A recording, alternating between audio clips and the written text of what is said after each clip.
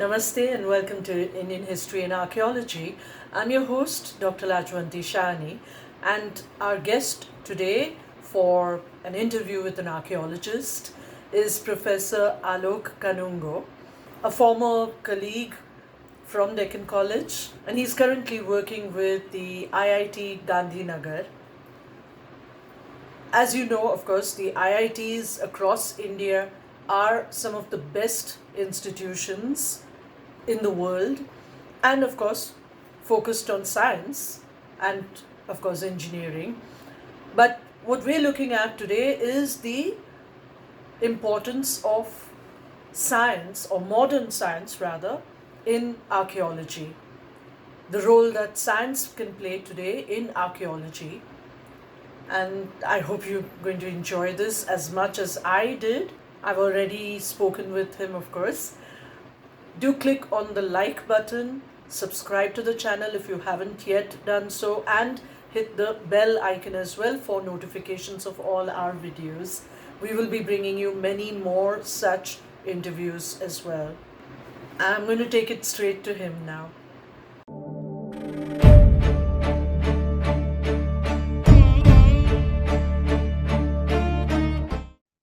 Let's talk about IIT Gandhinagar. I mean, this is a comparatively new institution, as I understand. How old is this to begin with? In 2008, end of 2008. So it's 15-year-old now. Okay, great. We are on 16th year. When did it begin its program in archaeology? I believe they have a full-fledged archaeology program as well. Well, in 2012 December, there was a conference, a discussion on do we need archaeology in IIT or Indian Institute of Eminence? And it was more of a workshop in which the IIT Gandhinagar invited representatives of different institutes, including MSU, Deccan College, PHU, and Sharma Heritage, ASI, and Allahabad University. And few people came from Kharagpur too. And they had a discussion, and the then director of IIT Gandhinagar was Professor Sudhir Jain, who is now Vice Chancellor of Banaras Hindu University. He was very keen that archaeologists need a high-end laboratory. He was looking at a link of archaeology and science, but instead of doing that, he proposed that why not make the laboratory in IIT Gandhinagar available to archaeologists. So that was the beginning. It was not a idea of making a department. And 2014, we joined.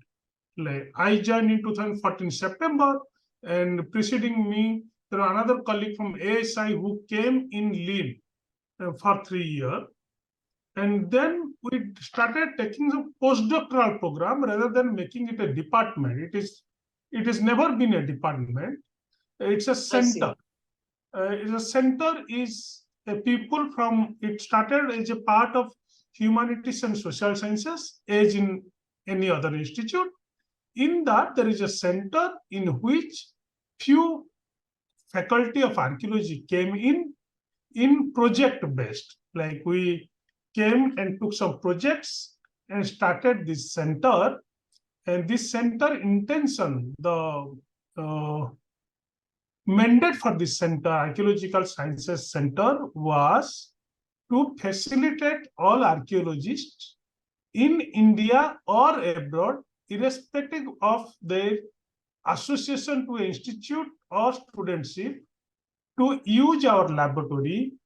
We have many of the high-end instruments which are useful for archaeologists. Like we have XRD, we have SCM, we have environmental SCM, we have XRF, and we also have MOU with PRL, which has dating facilities.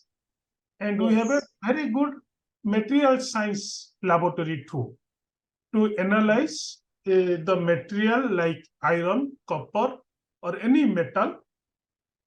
So considering that, our objective was to facilitate all archaeologists who can come, and then the director proposed that it should not be people sending us sample and we analyzing that, because the scientists, the engineering, it being an engineering institute, the scientists come from different background than archaeology. So he didn't want to make it a laboratory of, which is more of a paid laboratory, but he wanted a facilitating center in which archaeologists should come, spend their time here, get the thing analyzed, and go back. But then there was a need of intermediary, a archaeologist sitting here who would understand the archaeological problem. So that was the objective in which we started. Then down the line, we carried out few very interesting workshops. One which is more of a successful series is called History, Science and Technology of Artifacts Having Indian Knowledge System, or you may say indigenous knowledge system. The artifacts which has certain kind of South Asian innovation and invention involved in it. So we make every 4 years one workshop in which we make a content first, a content of a required book after going to the syllabus around the world of archaeology and archaeological sciences, and we make a content of a book. And in that content of the book, as per the chapter, irrespective of color, creed, citizen, gender, we select the best available resource person in the world, 4 for each topic. Out of them, we start approaching one after another, and invariably, it has become the first one has accepted our offer, and the resource person visits us, and with a informal condition that nobody would come for a day and go, but will spend a 1 week time here. And Sorry, then how much time would that be? 1 week. 1 week. It is a 5-day workshop series, which we did on a, first we started doing on a stone bead in 2015. Then that book was published in 2017. Then we did, after the publication of book, we did another History, Science and Technology of Indian Glass in 2019.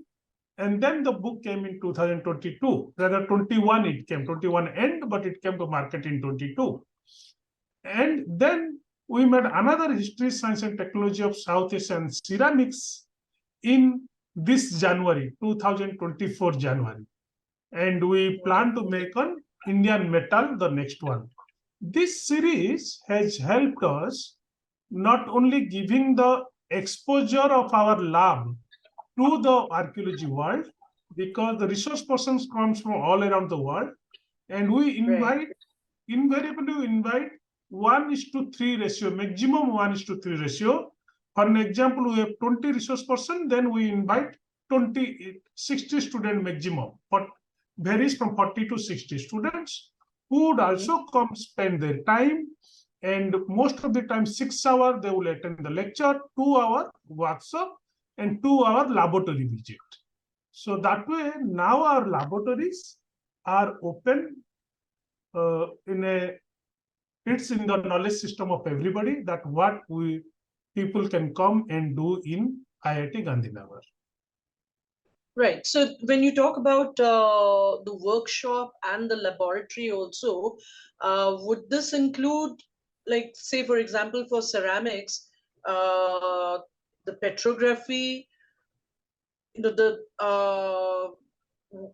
chemical aspects of the ceramics, as well as the making of ceramics? Yes, we have a petrography unit that belongs to now, after Archaeological Sciences Center was established. Archaeological Sciences Center has made a petrography lab in which we can make a thin section and polishing unit. And besides, we have polarized and microscope, through which you can carry out all the petrographical studies. And we are creating manpower for that. But to make the manpower, the Archaeological Sciences Center, it is not archaeology, it is actually humanities and social sciences. Under the humanities and social sciences, we have taken many PhD students. And those students, because most of the students come from archaeology background, but they get 5 years of exposure of working with different scientists, having all kinds of laboratory. So we are looking forward the manpower for the future. It will be manpower creation center in the future. So I think I could say that you're taking archaeology more towards the sciences, with Yes, that being the foundation, giving a strong foundation of sciences. yes, we don't intend. We didn't, rather when we started the center as such, we never intended that to make field work. We intended that people will analyze, it will be analysis center. And Correct. then it is always humanities, social science. Like I am a faculty of HSS. I am not a faculty of Archaeological Sciences Center. The faculties are of as in any other IITs or any other institute. It is under humanities and social sciences. And now Archaeology Science Center as such is getting to earth science, so that they become more closer to science, geology, environmental studies. Similar thing would happen with metals also, in metallurgy. Metallurgy I carry out, it is in the interest of the faculties, because the way we take student, it is unlike the other organizations. Students apply for PhD or postdoctoral. It's a open application, it's a rolling application. And then the faculty decides if he has interest on that kind of student with that kind of exposure. Once the faculty decides that I am giving a pool of students, out of that, whoever gets selected, the selection process is a open process. There will be 4 or 5 people sitting and selecting, but the call letter goes to the people whom the faculty thinks that they can contribute. Okay, right. So actually, this was the question I wanted to come to right at the end, but we've tackled it right at the beginning. So that's a good thing also. Now tell me about your own research. Your research, I think, as I remember from Deccan College, was focused on bead ethnography, especially ethnography of bead manufacturing, bead making. And so more recently, as you've said, you've gone into ceramics also. And tell us a little bit about this, about your personal research background to begin with. Since I come from Orissa, where 24% of the people are quote and unquote we call Adivasi. So I am born and brought up with the area of Keonjhar and area of Malkanagiri, then Ganjam. These are the districts where you have indigenous people, a number of indigenous people, and their dress, for instance, if I have to speak of costume, that's only ornaments. Their cloth are minimal. For an example, Bondos, with whom I worked in 1996, their cloth size is maximum 12 inch to 24 inch. The remaining all, what the cloth is called ringa, a small skirt which doesn't cover the entire hip. The remaining body part is all about glass beads. And you have the silver ornaments, not brass, but silver ornaments mostly. So that was my beginning. So all the time I looked at where anthropology stops and history begins, or where history stops and anthropology begins. So I was mostly at a crossroad. And so I started doing anthropology. And when I came to Deccan College, then I fallen into initially I had an issue of crossroad of history and anthropology. And when I came to Deccan College in 1992, where Professor K. Padhya, Professor V.N. Misra, Professor G.L. Badam, these stalwarts and gorilla, they would try to talk little further. They would try to talk, it's a continuation of civilizations, continuation of culture. There is nothing, as per what I learned from Professor V.N. Misra, is in India, it's a flow of culture continuity. There is nothing called static. So Right. then the antiquity of this material became my interest. Instead of looking at how are they wearing, why are they wearing, in historical period, how did they bring this? Instead of that, I started looking at the antiquity.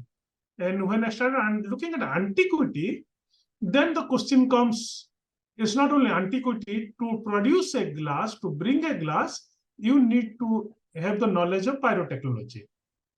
And to the production of glass would require 1000 degrees Celsius temperature, continuous temperature for 15 days. If you go more, it gets oxidized. You go less, it becomes free.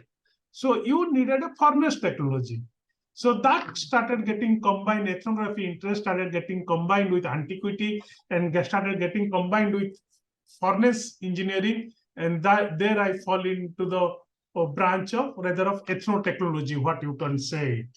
So then my interest went on looking for not only looking why and how this glass are being used, but why and how, when and where this glass were produced. And if the glass were produced, who innovated that type of technology? Because our Indian glass, specifically if I look at Indian glass, their origin is more of an indigenous origin rather than of a technology which has copied, because we have glasses in painted graveware culture. Our beginning antiquity of glass goes to painted graveware culture, and painted graveware culture is not known to be having any Western contact. And right from painted graveware culture, we have produced glass. And down the line, when we started analyzing those glass, we realized the source material, the provenance of those glass, are of typical nature of Indian ray, which is a sodic element. We get it. That means Indians not only invented how to make glass on their own, they also innovated through the time to make more bubble-free glass. So that way, my interest of working from Bondos to Nagas, then it turned back to understand the origin of glass and the production methodology. And the best way for that is, as I started in the beginning, what we learned in Deccan College, rather I would give the credit to Deccan College, that nothing is obsolete. Most of the technology, most of the invention which has taken place, they've survived through a number of, I would say, innovations through the time. There was invention, and those technology, those production methodology, those knowledge system have survived in many corners of India, but through innovations. Few innovations have taken place. So we looked at the most basic glass like this Indo-Pacific bead, otherwise which is Mangal Sutra bead. Those bead which everybody wear as a Mangal Sutra or on the dress, or as a, like on the dress, a decorative item, or you get in the headgear. In the Southeast Asia, you start seeing the small micro beads on the headgear, or in the, if you come to Rajasthan, on the mojris, those small glass beads on the mojris, they are attached. So that is something are there in India for 2,500 years. And if that is there right from Archaeology for 2,500 years, then the interest starts is that when we went to see a place called Papa Naidupet, which is down Tirumalla temple, just in the Chittur district, there is a place called Papa Naidupet, and we went there. It is 12 kilometers from Redugunta railway station. And there, a production was still surviving. There were two furnaces, which was already reported by earlier scholar like Peter Francis in 1980s, But since Peter Francis comes from US and they visit for few days, they don't live with the people. Uh, People will share their knowledge which they have inherited for 2,500 years when you live with them. When you Yes. look for questions of why and how instead of when and what. When and what is some questions which laboratory can give. But why and how only the people uh, which is more of a variable and dynamic in nature, when you live with them, when you observe with them, when you talk to them, when you make part of your culture, they will start speaking. So this Papanidupet work, when I started working from 1999, I would rather recollect then I followed it up till 2014. For 15 years, every year we went. Then we realized that was a leap ahead of what was invented in Persia or Syria, because blowing air through glass, the credit goes to Persia and Syria, and the date goes to 1st century BC to 1st century CE, when they started making bubble-free glass, and they could blow air into the glass to make different sizes. Like if you bottle, you make any frame. Before that, they were pouring glass. So they were blowing air into glass. But to make these micro beads, you are not perforating. You are passing air through a long tube of 10-meter long. So while the glass being made, while glass is still in a semi-malleable condition, you have created a furnace, you have developed a furnace engineering in such a way that while drawing the glass, you are not drawing a rod, you are drawing a tube. You are passing air through that. And that has happened down in India in 500 years before Persia and Syria developed blowing air into glass. That's incredible. So how would they be passing these beads through whatever it is, the tube, or what is it? Through the glass of only 3 mm size. They are not even big size, because they mount glass on a tube. They don't mount the glass on a rod. Then they draw that, and that tube, which is otherwise known as lada, is a long iron tube through which air is passed, because it is open, and they perforate it and the air is passing through. And while the air is passing through, before the glass becomes malleable to semi-malleable and semi-malleable to harden, they have developed a annealing chamber, which is more like a igloo shape. The furnace itself is igloo shape. It has a 2-meter chamber through which, when you draw it, it starts becoming cool. And so the passing air through glass is a step ahead, leap ahead, than blowing air into glass. So that had happened right in India. We do not have evidence of such glass being produced anywhere else before 500 BCE. So it's a 500. So glass technology in India was much more advanced than what we seems to be knowing. Do we even have this technology today anywhere in the world? Passing glass, blowing air through the glass? Yes, that has been copied, like in not in manual form. The manual form is only in India, and unfortunately, how much we tried. When I started in 1999, there were 6 furnaces working. That was the last village called Papanidupet, and people do hypothesize those people started working down south somewhere in Pondicherry in the beginning. Then they slowly migrated to the place, because glass makers are generally migratory in nature, considering they use a lot of fuel and a lot of raw material.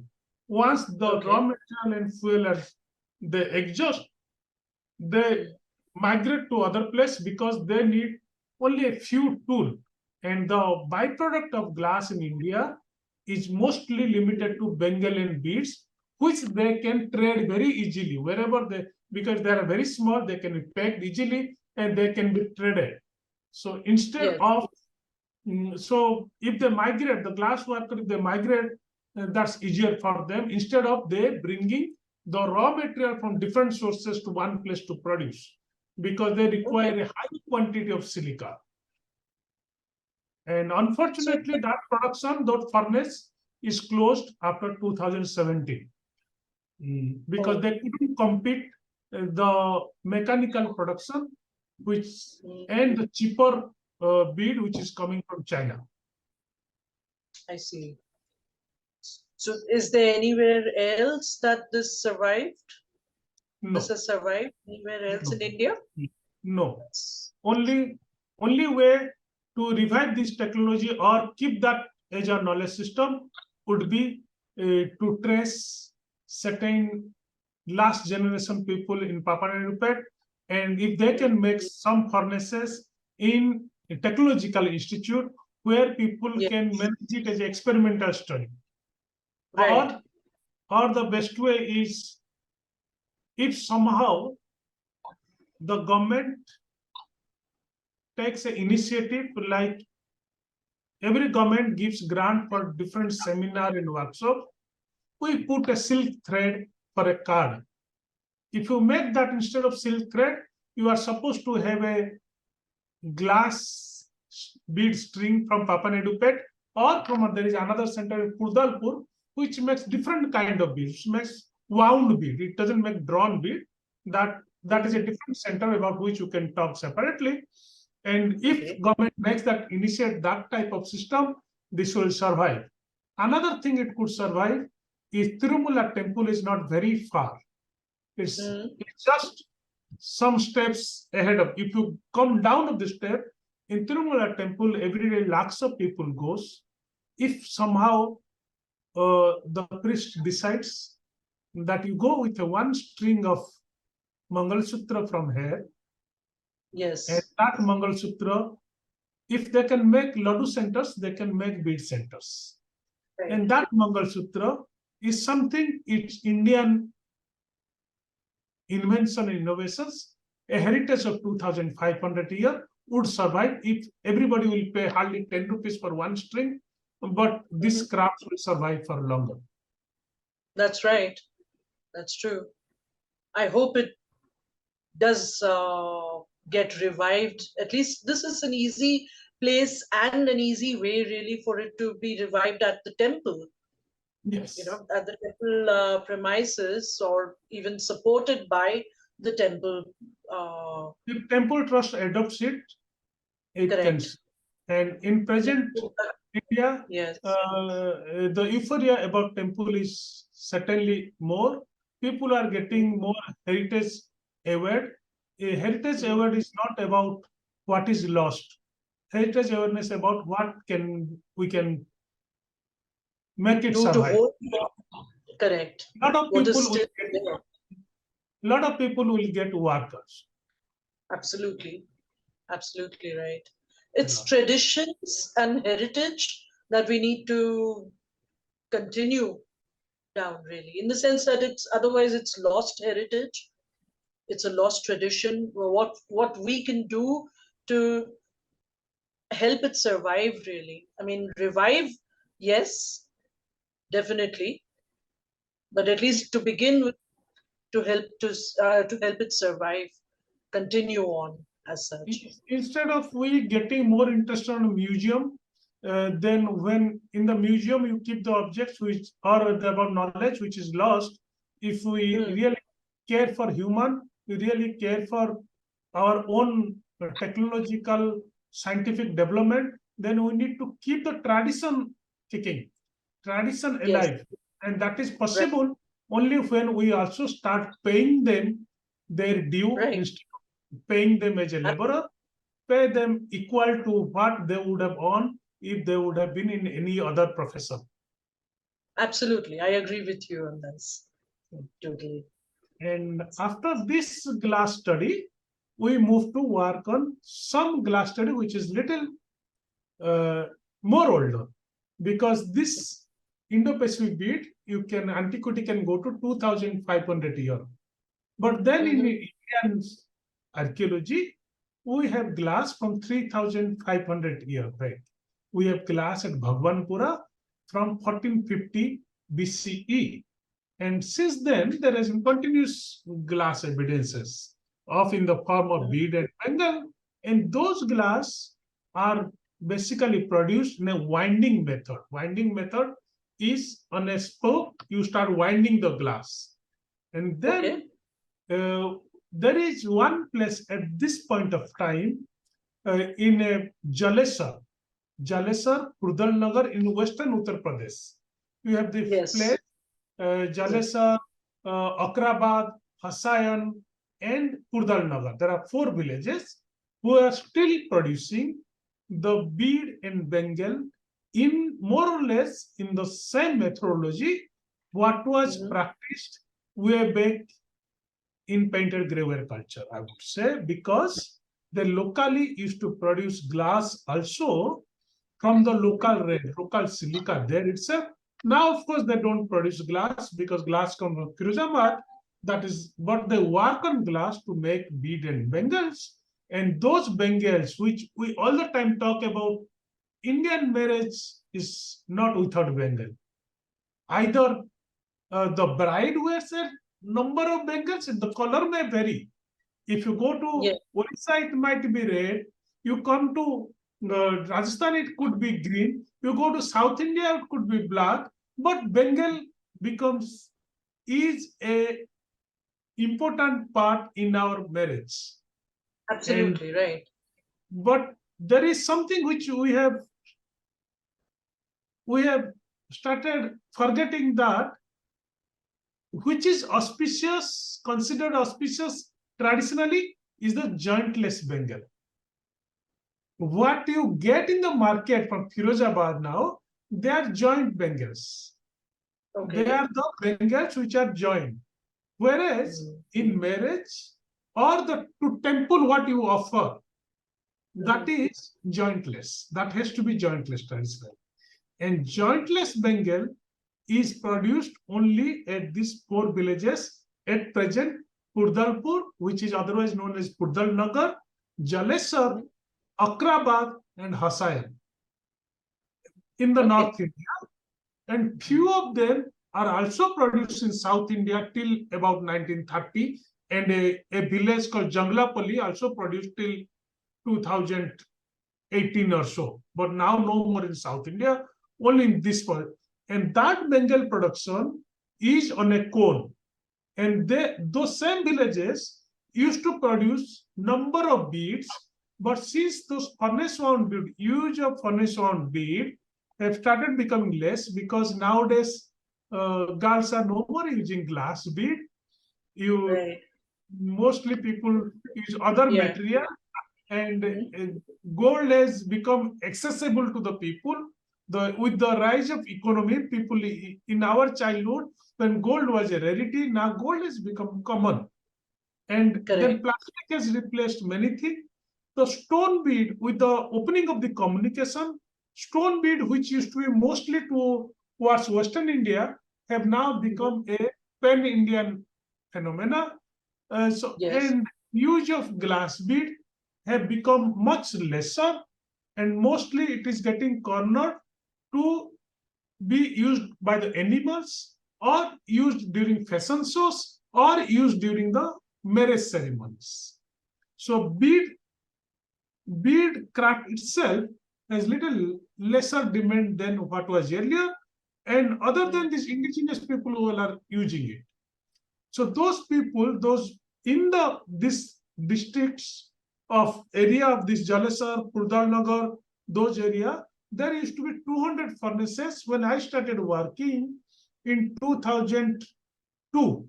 Now there are about 26 furnaces, and other 24 furnaces, they come up and go. But the methodology has survived. Again, another interesting feature out there. Again, I will come back to the furnace technology, how people have innovated technology to an extent that there are 19 windows, still they are able to work with the glass. They are able to melt the glass. Otherwise, in our knowledge system says to raise the atmosphere temperature, you need to have minimum windows. You need to have one air duct and one window so that the temperature can be raised.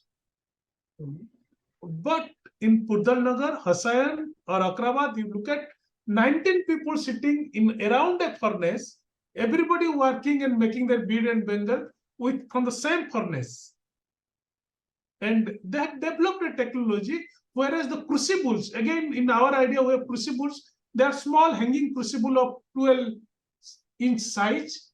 And in one crucible, they also are able to, they have developed such an practice, the hand has become so experienced that in one crucible they can manage 2-3 color and they don't mix, because they allow the glass to melt to that malleable condition where it doesn't become water. It is still a semi-malleable from which they can work. In one crucible, you don't get such references. You don't get those references in any of the older literature. So this ethnography helps. You live with them, you work with them, you see from the same crucible, there is red color and yellow color. Okay. Different colors too within the same. Yeah, in the same crucible you have. So these people have that. That's where the ethnography comes into picture. That those are never written in any literature. Those are neither written in Shastra nor written in any colonial gazetters. I would assume that they would require different temperatures for different colors. Would that be correct? They require different temperature, but they know how to control the fire. There comes again pyrotechnology. They know how to raise the fire to easily to 700 degree and maintain it 300 degree. They will raise the fire to 700 degree so that glass, because they work on the glass, that starts melting. But to work in a two different color, they will pull down to 300 degree, they will maintain it without any stabilizer, without any electricity. It's all, the fire is all, and the secret behind that is they use the lintels. They don't use the wooden blocks. They use leaves. They use twigs, and those twigs are of lintels and mustards, because that allows them to raise the temperature and bring it down to. This is something that they've innovated over the years, as you said. They've innovated, and the furnace, nobody has told them how to make the kiln. Nobody has told them how to make the furnace. If you look at, go to that village, 7-year to 12-year-old people are making the furnace. And so that village itself is your heritage. It's not people. The entire area is your heritage.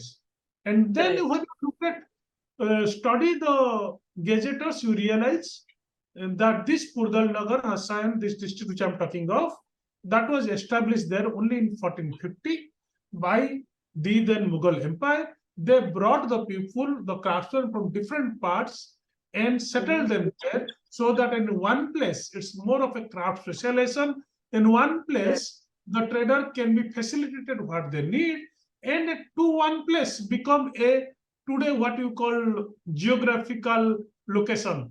Was like people around the world, would know that this is the place you can go and bring variety of glass objects. During this 1450, during this 15th century, the empire, the then rulers, they brought all the craftsmen working, the glass makers from Punjab, glass makers from Bihar, glass makers from Bengal, and this made them settle in this area so that all required facility can be provided, and that area becomes some sort of a geota where anybody around the world, because entire world was looking for Indian glass. For an example, 75% of glass beads used across the world, traditional glass beads, are from India today. Amazing. And there is a came from all the different places you mentioned. They were coming and taking the beads from India. So that is about 15th century onwards. So that area became sort of geotag. And during the independent, half of the people migrated to the Hyderabad of present-day Pakistan from there. So in the present Hyderabad, there is a big, in present-day Pakistan, in the Hyderabad, there is a big glass industry. They are more of an offshoot of these people from Jalesar and Purdalnagar. Interesting. Yeah. And then, as I said, it was more of a furnace technology. So it is not, we look at as a tradition. It's not tradition. It's all science. If you, most of the people fail in making a glass rod or glass tube combination of red and blue. You do get combination of red and white. You do get combination of blue and white. But red and blue combination is a very difficult thing to achieve. But they do attain it. And for an example, the people are so innovative. There is one Banaras Beads Limited in Varanasi, which is one of the leading exporter of glass artifacts, mostly beads, to the world. He generally send the beads to different part of the world in container, in ship, not in set, not in number. And Banaras Beads Limited is today a very leading thing, and the managing director, present day manager Ashok Gupta. And in 1930, his father Kanhalal Gupta used to go to Myanmar for small businesses, and on the way he will stop at Northeast India, and he will find people are using a lot of bead, and he will come down to Banaras, go to Purdalnagar, and then say, can you replicate few of them? And they would replicate. And today, most of the bead what you get replica in the Northeast India are mostly because of this Kanhalal Gupta and Ashok Gupta from the Banaras Beads Limited. And slowly they started increasing. And he used to sell those beads standing on a cycle, the Kanhalal Gupta, in front of this Mahadev temple in Banaras. And then slowly they grew up, and today he's one of the leading exporter of the India, and he boasts that he has 2 lakh variety of glass bead in his industry. 2 lakh variety. And that means there is a color combination, there is a shape combination, there is a variety, and they sell bead to the rest of the world. They get the order from different parts of the world and they sell. And an interesting episode I should mention here is in 1970, because Ashok Gupta because his exports, so he goes to Western countries, he got few Milofair bead, which is otherwise we call it Chevan, where there are different color, parallel color glass are being given in one rod. I can show you some sample if you want. You can see this is called, we call it Chevan pattern. So you can see those like star pattern, they can make any design in that. And these are the rods. There are multiple layer of glass, and they're given star pattern. Out of that, then make the pieces. They make these Milofair beads. The beads with different color design, the presses, and this is the Milofair beads what you are seeing. And these Milofair pieces are very common in Europe, rather mostly in the Italy it comes. And but in 1970, Ashok Gupta brought one of these pieces and showed this craftsman. His name was Haider Ali. I do remember the name. And today, Hussain Bhai, another person of his brother-in-law, Hussain Bhai, he produces this. And he just brought this and said, can you produce one of such color bead? And today, in only 50-year time, that Pudalnagar, this Chevron pattern glass is dominating the world. So is this one bead, this This itself? is a rod out of which there is a pipe. You can see there is a thorough perforation, and then out of Correct. which they will cut and attach it to beads. Oh, So you make right. mellow, or even you can cut this into pieces and small Yes. pieces, make it disc bead. So India didn't take much time to adopt this. And in 1970, the date is known. Somebody Hyder Ali picked it up. Today, his brother-in-law, Hassan Bhai, has not only developed variety of those beads. What you go to Tibet, what you go to Bhutan, where you go to Europe, you get most of them, Chevron pattern beads. They go from India now. So That's yeah. Otherwise, it was known as Switzerland and Italy bead otherwise in all these years. So they picked up. And so ultimately, it comes down to looking at India as a center of not only crafts, but ancient science. What is science? If these craftsmen, you bring them anywhere, 2 plus 2 is a 4. If it is everywhere 4, it is a science. And these people know what is the equation. For to make a red color, they know what they have to add. They know which silica yes. they bring. They know it for last 3,500 years. They haven't read through the book. They haven't come to any college. They've inherited. And that inheritance has happened in the village. The village, what you inherit, that school is much better. So that took us to a level that we are now thinking of institutionalizing this history, science, and technology series. So you might see that we have started a series called History, Science, and Technology of Indian Civilization. It is not something to have a series what has been done in China on history, science, technology, but it's a series which will contemporize the use of archaeology in contemporary world. Okay. And then after this glass, we certainly have moved to work on iron, and the interest of iron developed because both glass and iron to India or in India started in mid second millennium BCE. Other than the evidences what we are getting in South India in last 3 years only. In last 3 years, during COVID and post-COVID time, many of the iron in South India are now dated to 3rd millennium BCE.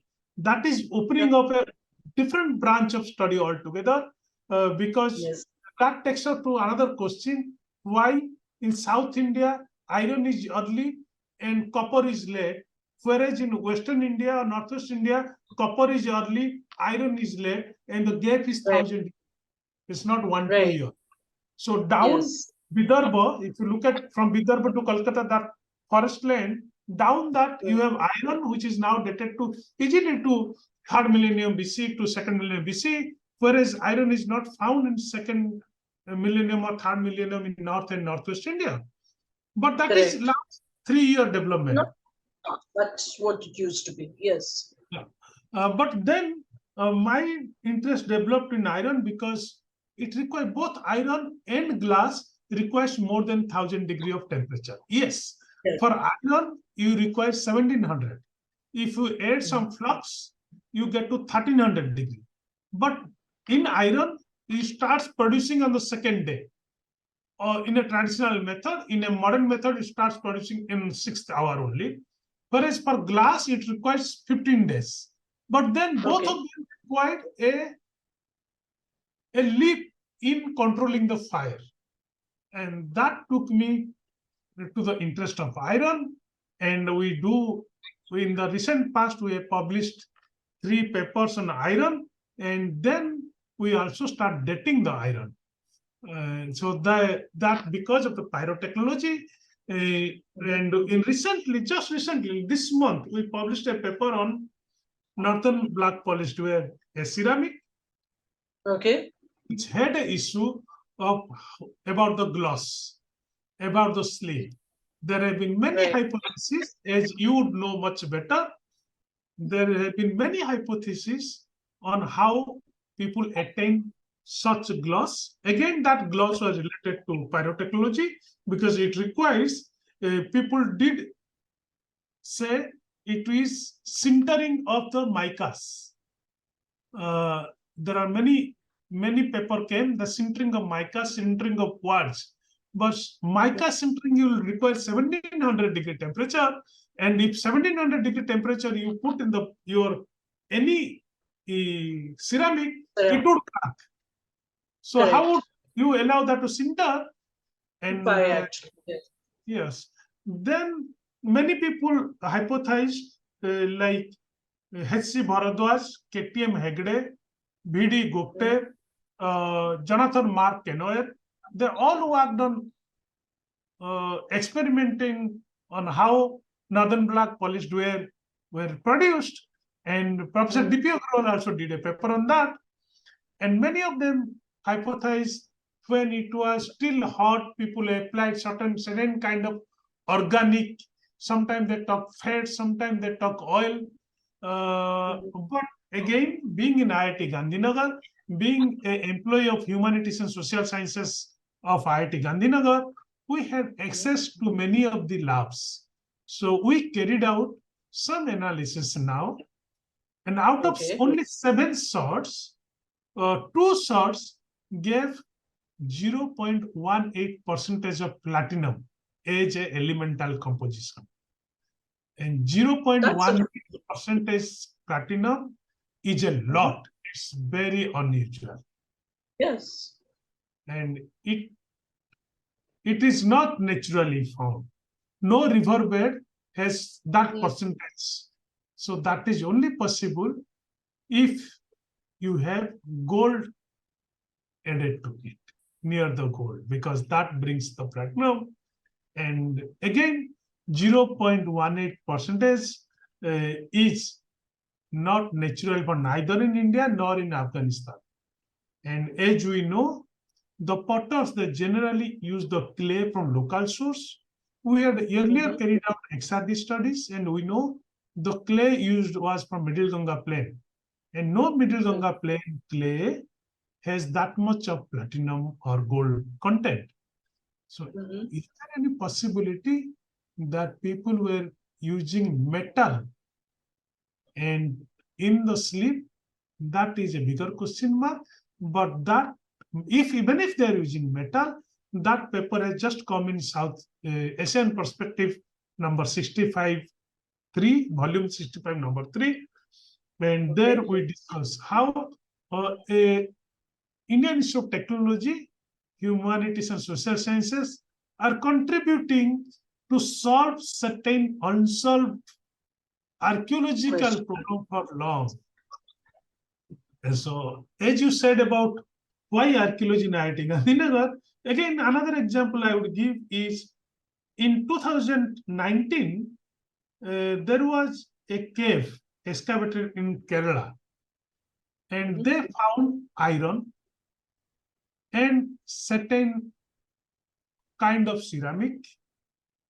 Those ceramics, looking at the morphology and the type of ceramic, they dated that to, again, mid-2nd millennium BCE. And it gave tripod also, because tripod and 2 swords. And when it gave tripod and 2 swords in a site called Tringanapura, and those swords are generally, the tripod are dated to megalithic in South India. And invariably, the newspaper came that this is mid-2nd millennium BC iron being found in Kerala, because Kerala mid-2nd millennium BC iron were never found. So it became a bigger news. And certain pieces of those iron were sent to us for analysis. And what we did is that we gave it to a simple material science student. He has got no knowledge about archaeology. But looking at the hardness of the steel, iron and the steel, hardness of that, he says, no, it cannot be older because it had not even got corrosion. It was very strong. And we checked the hardness. It was very good. Then the question came is that we started to look at the methodology. So we used various instruments, like we used SCM, used XRD, we used various microscopy and elemental composition, and we could make out the methodology was Bloomery method. So there is one Bloomery method. Okay. That iron production takes place either in a blast method or in Bloomery method. And Bloomery method is known to have been practiced till 17th and 18th century. If that is so, then again the doubt started, is it that old? Okay, ceramics are old. We can see those ceramic morphologically, because on ceramic people have already typologically classified as ceramic dating in India is almost well established. So considering that, then we had a problem. Then we started dating the iron itself, because South Indian iron generally have carbon content. So it's like the Northern Indian iron where there is no carbon content. South Indian iron, because to make the steel, they add 2% of carbon, and many a time that get trapped. And then we dated that using AMS method. And very interesting result came, because AMS method is a reliable method. Interesting result came, the date to 18th century CE. Okay. So difference was 3,000 years. So that's why how IIT also helps calibrating real data. Then the interpretation has been as of now. Probably there is every possibility that sword are always considered as weapons, as a warfare tool, a weapon. At my home, my father would have a gun. He would not keep that gun on the table. He will not keep that pistol on the almirah, but in the almirah, in a safe custody, because it should not come to be used by not intended for. It was only for safety. So iron stone invariably is meant for warfare or for safety, and that would be generally hidden in a place where children should not get closer to that. So there is every possibility, because in Kerala, every house would have a small cave like outside. These are called house cave, small place in which they will hide. So there is every possibility that cave had the ceramics before, earlier time. And in that, in 17th century, 18th century, somebody has hidden this iron. So it's just a coincidence that they happen to be placed together. The same place, and that got closed. When they cleaned it, they found it. There is every possibility. So what ethnography interpretation we have, this science helps a lot. So there are absolutely such that's examples. an amazing. Yes, that's an amazing glove in hand or hand in glove combination here for science being used in archaeology. Of course, we've always had science as one of the helpers in archaeology. I mean, it's always been a multi-dimensional or multidisciplinary field. We've always learned it that way. But this is giving it a different perspective, actually. Yes. So it would also help revitalizing the science unit in archaeological department. Finally, this laboratory, importance of laboratory in archaeological department will the end result. Correct. Archaeology cannot be done in the primary objective of IIT is to make manpower in engineering and having little awareness about heritage. Yes. Whereas the science part, the importance of science in archaeology, which were initiated in Deccan College, in MSU, or to an extent BHU, would require to again revitalize and bloom there. So they would Correct. need, maybe down the line, they would be needing IIT pass out there, or people coming from different laboratory like PRL, like ISRO, and working there. And they would only Right. work provided they are given the same research atmosphere and same package.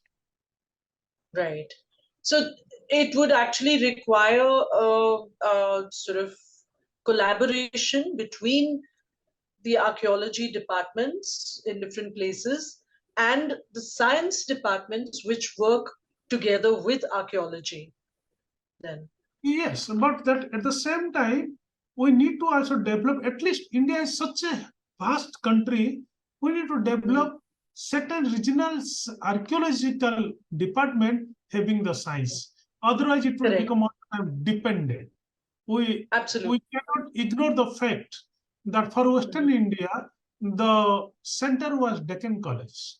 We cannot Yes. ignore the fact that for Northern India, center was BHU or Archaeological Survey of India. So this type of laboratory is also required because India produces so much of archaeological artifacts that it is high time a center on history, science, and technology of Indian artifacts is required in Deccan College, in Banaras Hindu University, in Archaeological Survey of India. And of course, there is so much of data to which we can kettle in from the IIT too.